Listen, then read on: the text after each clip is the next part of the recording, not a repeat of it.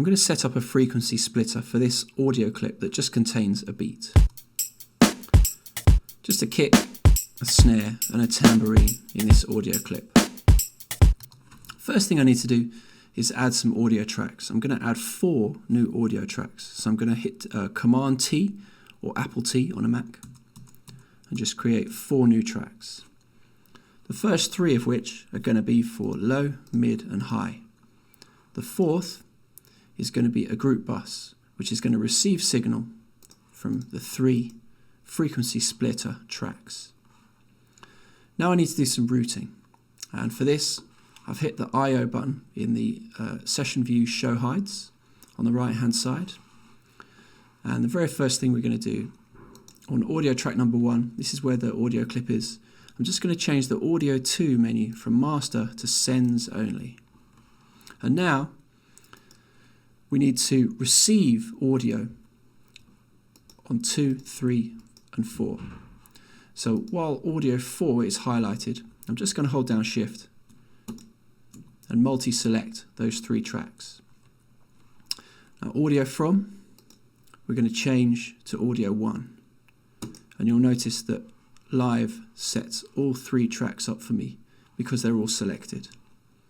Now I just need to hit the monitor button, and lastly the audio 2 I'm going to send to audio track number 5.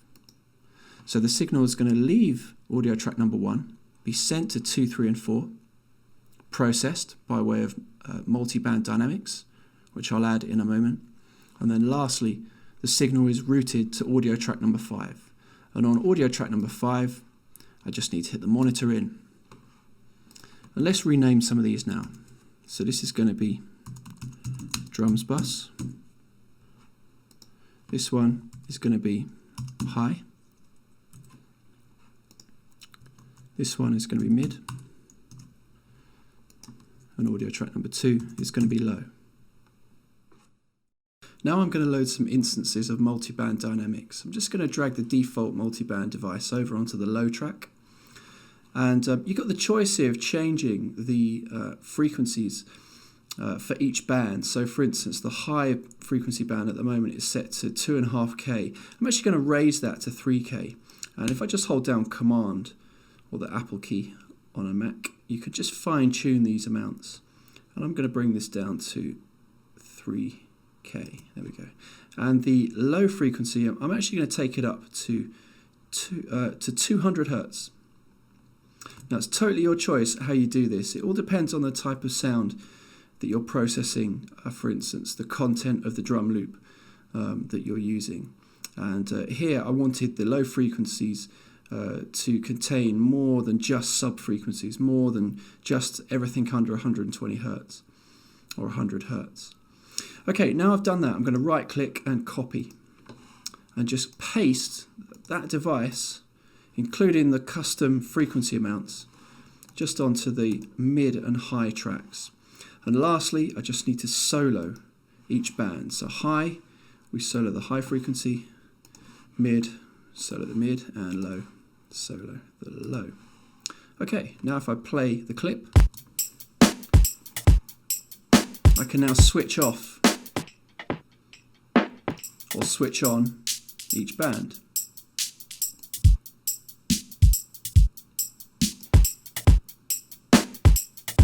And start to process them individually. Now we have these 3 bands set up.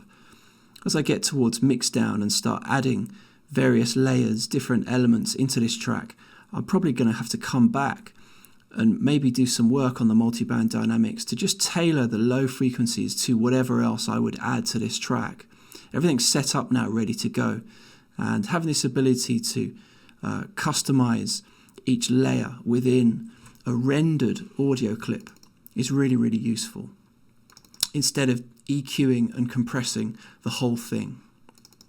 Okay, at this stage, what I'm going to do, because I've got nothing else in this track, I'm only really starting to put a track idea together. I'm just going to apply some audio effects creatively and kind of customize this beat, make it my own. And that's a good thing to do at this stage. At the moment in production, there's a lot of drum loops flying around and people putting together tracks from loop CDs and loop packs. And that's all great because there are loads of really good sounds out there. The challenge is to make them your own. The challenge is to customize them ever so slightly and make them your own. So all I'm going to do, I'm going to nip into audio effects, and just on the mid-range, I'm just going to throw in a default reverb. And just play with a pre-delay.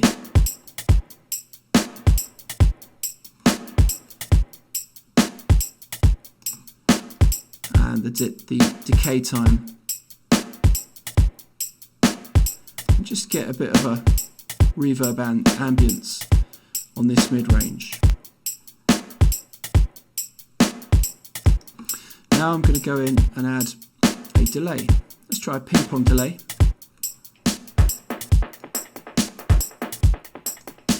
Just going to bring the feedback and wet dry right down. And just play around with the swing percent.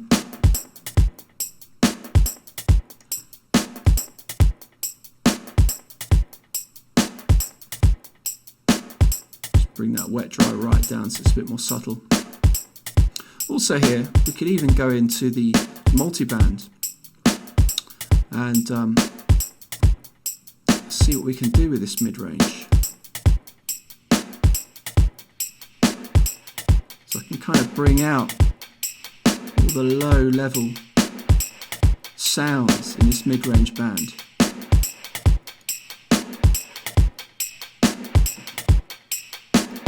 Give this mid-range layer a bit of a different feel.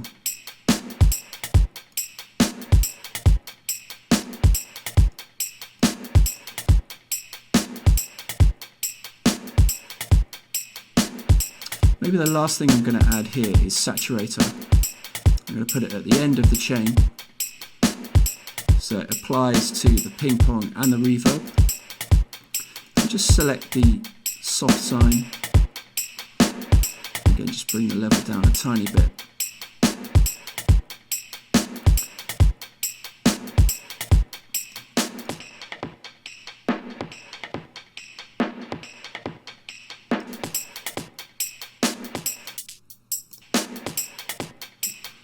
And lastly, let's go into the high frequency and just add an EQ8.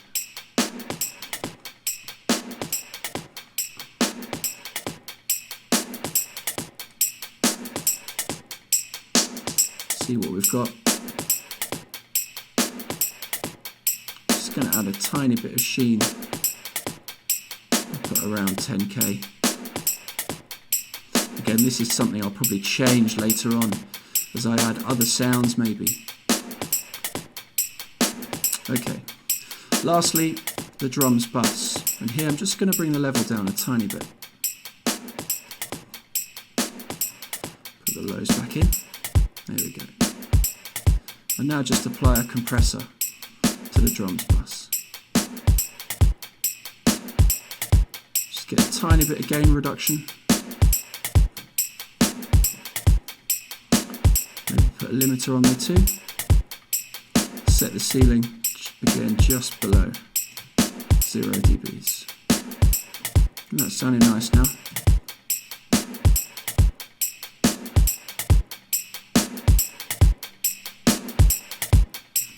Really gone in and made that drum loop my own now.